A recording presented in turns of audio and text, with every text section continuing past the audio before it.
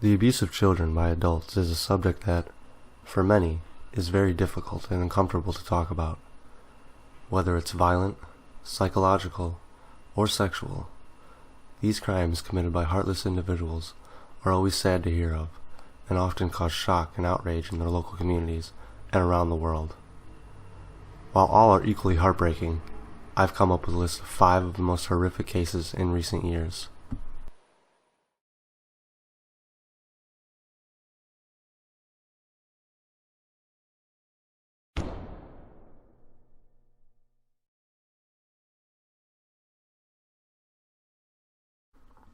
The abuse of a young child by a parent can be an extremely traumatizing experience, often leaving scars that plague the victims for the rest of their lives. The horrific abuse of an 8-year-old boy named Andre by his mother Clara Malarova and his aunt Katerina is a very disturbing case, and one that would have likely ended in the death of the child if the abuse hadn't been discovered when it had. In Brno, in the Czech Republic, on May 10, 2007, a man installed a brand new wireless baby monitor in order to keep an eye on his newborn child. But when he went to turn it on, he was greeted with the image of a young boy, gagged and chained in a dark room. He recognized the boy as that of his 8-year-old neighbor Andre, and immediately called the police. Upon entering the home, they discovered the same model of baby monitor that the neighbor had bought, which is how he was able to pick up the signal. Police found the boy chained in a cellar that reeked of feces and vomit. They removed the boy from the home along with his 10-year-old brother Jacob and a 13-year-old girl that called herself Anna, and they were all placed in special care. Shortly after the girl disappeared, it was discovered that she was in fact 34-year-old Barbara Skurlova, a family friend that had been formerly adopted by Clara, but she was later arrested in Norway, posing as a young boy. While in special care, the boys revealed to investigators what their mother and the other 2 women had done to them. They described scenes of horrific torture, including being forced to cut each other with knives, and having lit cigarettes put out on their arms, and being forced to stand in their own urine for days. They were also sexually abused, and young Andre was chained in the cellar for 8 months, forced to live in his own excrement. They even went as far as to skin a portion of his body and force him to eat it, although some reports claim the women ate the flesh themselves. All 3 women went to trial for the abuse, along with a few others. The mother, Clara, cried and sobbed throughout the whole trial, and claimed she was influenced by Barbara and her sister Katerina. All 3 women were also part of a cult group, which was an offshoot of a larger cult called the Grail Movement. They claimed to have received text messages from an unknown man they called the Doctor, with instructions on how to abuse the boys in order for them to become obedient slaves of the cult. Clara was sentenced to only 9 years in prison, with Katerina getting 10 and Barbara getting a shorter 5-year sentence.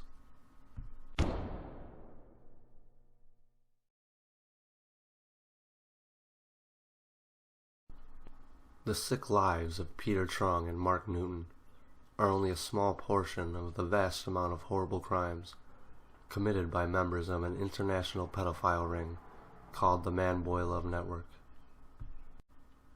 From the outside, they seem like nothing more than a happy couple from Queensland, Australia, joyously raising their newborn child that they had received through a surrogate mother.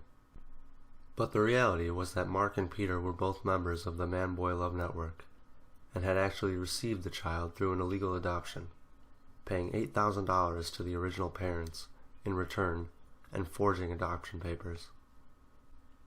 It wasn't long after that they began abusing the infant sexually, with plans to groom the boy to view sex between a man and a child as something natural and to satisfy their disgusting desires, as well as the desires of many strange men around the world. They would begin to travel to various countries all over the world, so much so that their adopted son's passport would be full by the time he was 3 years old. They went from country to country, meeting up with other members of the pedophile ring, and offering up the young child for sex, often being compensated as well as having their traveling expenses paid by the men. For years, they continued this depraved lifestyle of meeting other pedophiles from around the world and abusing children, swapping their son for another with another man, and all the while meticulously recording all of their trips and family outings, as well as the sexual abuse towards their son.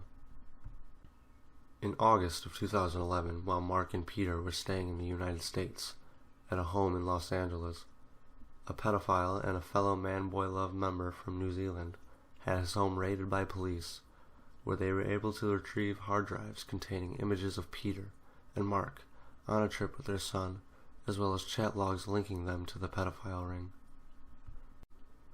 Investigators in the United States were able to match images of Peter and Mark's son with pornographic images that they had recovered on a previous investigation, and in October of 2011, they were granted a warrant to search the home and remove the child. They seized a large amount of computer equipment and encrypted hard drives. Everything that wasn't encrypted appeared to be quite normal: vacation photos and birthday photos, but despite the investigators' best efforts, they could not access the encrypted drives.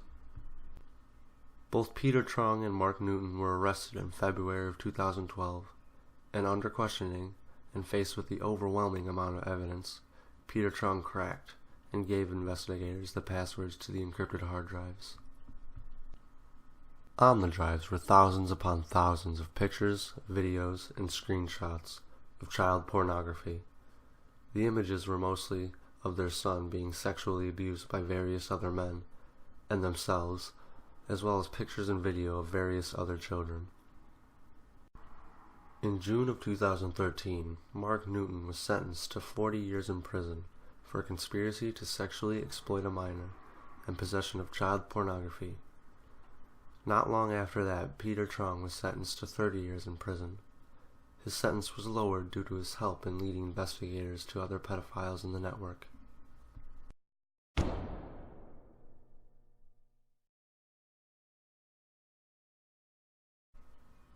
James Wilson Vincent Saville was a well-known figure in English media going all the way back to the late 1950s. He began his career as a disc jockey and dancehall manager, and later went on to host radio and television programs, all while building a reputation for his many charitable efforts. Saville was said to have raised upward of £40 million for various charities throughout his lifetime, as well as starting many of his own charities, and regularly volunteering at hospitals such as Leeds General Infirmary and Broadmoor Psychiatric Hospital. Since the 1960s, allegations of rape and sexual abuse by Saville would be regularly reported, and investigations were launched on a few occasions, but would never seem to go any further. Saville would often deny these allegations when asked about them in interviews, and would often give confusing answers that didn't seem to make much sense at the time. The allegations came mostly from children, particularly young girls, from some of the many hospitals he had raised money for, but also came from women aged anywhere between 18 and 74 years old that claimed to have been raped by Saville. Employees from the Broadmoor Psychiatric Hospital recalled Saville bragging to them about performing sexual acts on corpses at Leeds General Infirmary. It has since been discovered that he in fact had complete access to the morgue, and was allowed to come and go as he pleased. The claims continued seemingly unnoticed all the way until Saville's death on October 29, 2011. A year after his death, ITV released a documentary examining the claims of the victims and featured interviews they had conducted with 10 of them. It didn't take long before hundreds of victims and witnesses began to come forward with allegations of sexual abuse against Saville, and the people of England were finally exposed to the truth about one of their beloved public figures. According to investigators, a total of 450 people came forward, with just over 200 of them being claims of rape and molestation. Statues and plaques commemorating Saville were removed from hospitals and streets all over England, and his gravestone was later removed by his family and placed in a landfill. Many people think the crimes of Jimmy Savile went almost completely unnoticed for nearly 4 decades due to a massive cover-up by the BBC, which Savile worked for nearly 40 years, and the many organizations that he had raised massive amounts of money for over the years. The investigation into the crimes of James Wilson Vincent Savile are still ongoing today.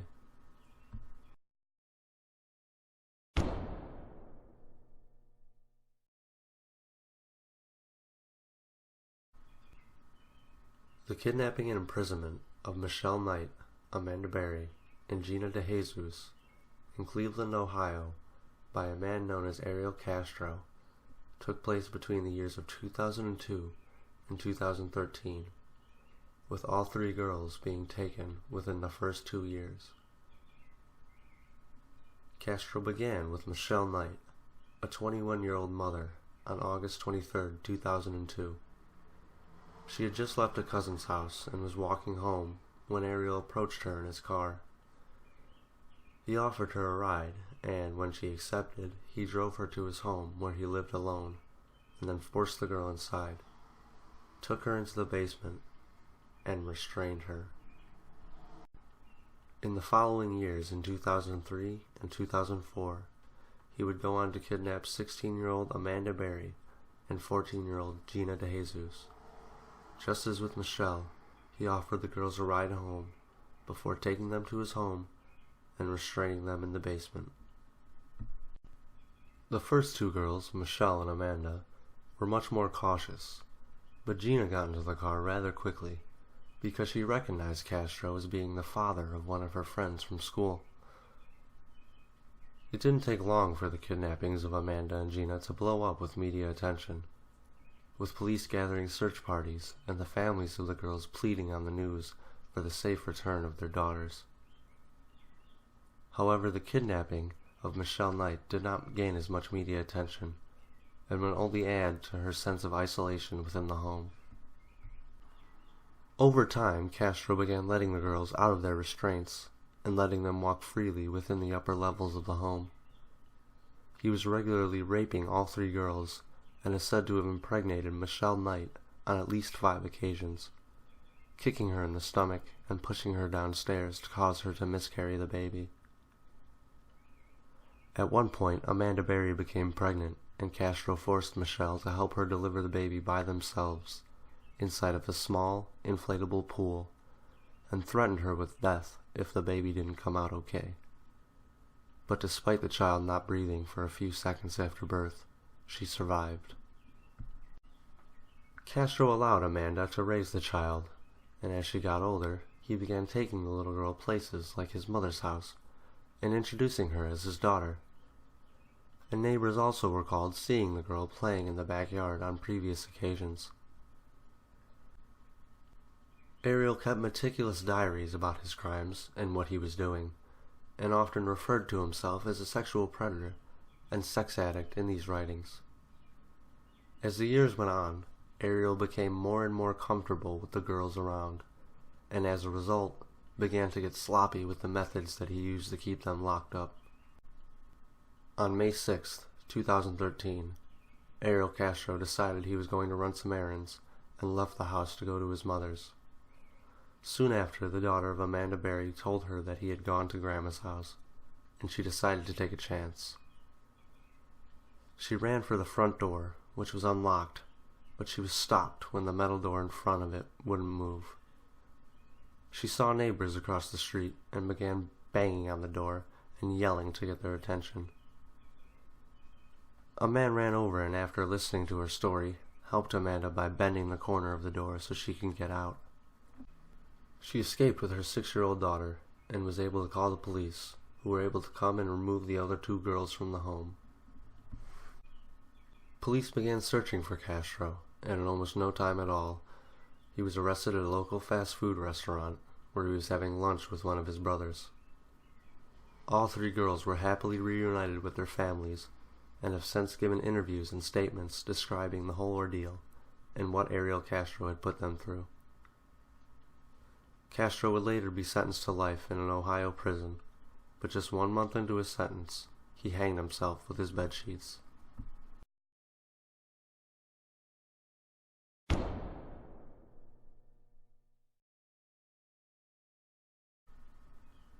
No Limits Fun is a dark web production company that specializes in the filming and distribution of violent child pornography, and was founded around the year 2011 by an Australian man named Peter Gerard Scully.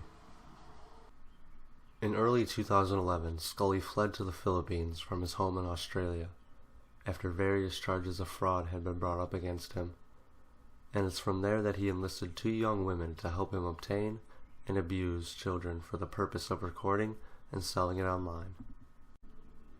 He's being accused of the sexual abuse of at least 8 young girls, the youngest being only 1 year old at the time, and the cold-blooded murder of an 11-year-old girl. Scully would charge large sums of money for the disturbing content that he created, and would also run live streams of some of the crimes for even larger amounts, and would even respond to viewer requests on screen.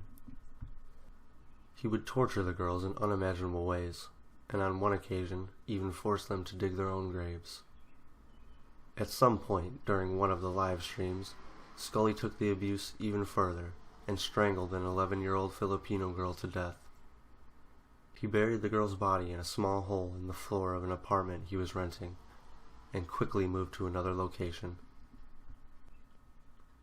Not long after that, Filipino law enforcement officers investigating the whereabouts of the girls seen in some of Scully's videos discovered the body while tracking the location of the man they believed to be responsible, and were able to arrest one of his young accomplices, a 17-year-old Filipino girl. The girl cooperated with investigators and was able to lead them to Scully rather quickly. He was arrested on February 20th, 2015, inside one of his rented homes in Malaybalay City, and is currently being held and awaiting trial.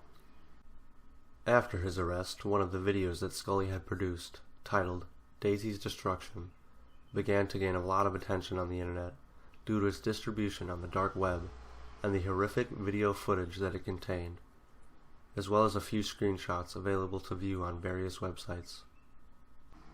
Scully's main accomplice, Lizelle Margallo, eluded capture for over a year and maintained a luxurious lifestyle with the money Scully had made from the videos until she was finally captured in February 2017.